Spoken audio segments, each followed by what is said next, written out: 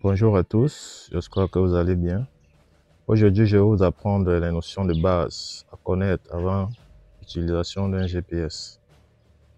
À l'arrière, on met les piles, comme vous voyez. Ici, c'est l'antenne. Là, on peut voir la marque GPS Map 62. Et là, vous voyez distinctement le clavier et l'écran. Pour le mettre sous tension, ayant déjà mis les piles, bien sûr, ce qu'on fait en fait, c'est qu'on insiste sur ce bouton et le GPS va se mettre sous tension. Là, ça va nous amener directement sur la carte. En fait, voici un peu comment se présente la carte.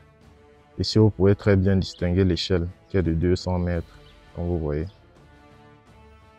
Les boutons In et Out. In, c'est pour zoomer sur l'échelle en fait. Vous voyez, l'échelle diminue 80 mètres.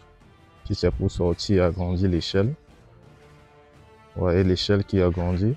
Je peux même sortir, agrandir cette échelle et sortir directement même du pays.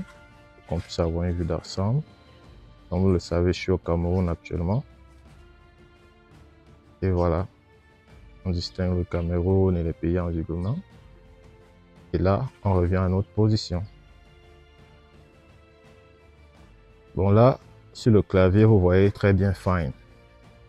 Find est le bouton qu'on utilise pour retrouver un point déjà enregistré. C'est un peu cet outil qu'on utilise. Mark, c'est le bouton qu'on utilise pour collecter les points. Donc peu importe où vous êtes dans n'importe quel menu, si vous avez envie d'enregistrer un point, vous appuyez juste sur Mark et vous enregistrez le point. Quit, c'est pour sortir de l'intérieur d'un menu contextuel. Entrée, Enter, c'est pour entrer. Menu, c'est pour bien sûr afficher le menu d'une option. Comme peut-être on est sur la carte, on veut afficher le menu, ça nous propose de modifier champ paramétrage de la carte, mesurer distance et restituer configuration usine. Ça c'est quand on veut réinitialiser.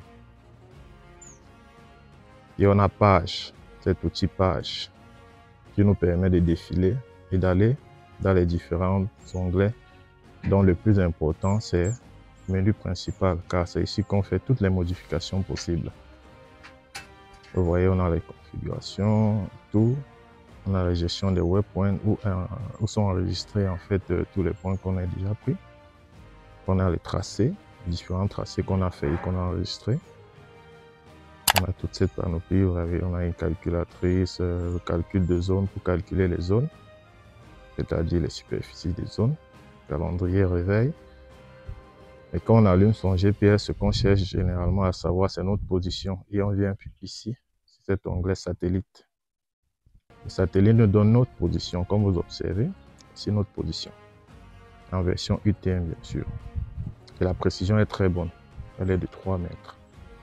Donc on a une très bonne ouverture nuageuse. La précision est de 3 mètres. C'est la plus bonne précision pour les GPS civils. Elle ne va pas au-delà. Au-delà, c'est les GPS beaucoup plus militaires qui ont une précision 0.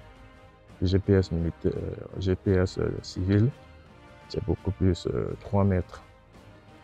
Donc c'est un peu ça. Et vous voyez ces boutons qui permettent de défiler en fait. Là, on appuie Quitte et on sort. Donc, bref, ce sont les notions de base à connaître pour la manipulation d'un GPS. Dans la vidéo suivante, on va apprendre à collecter des informations. Restez connectés, merci.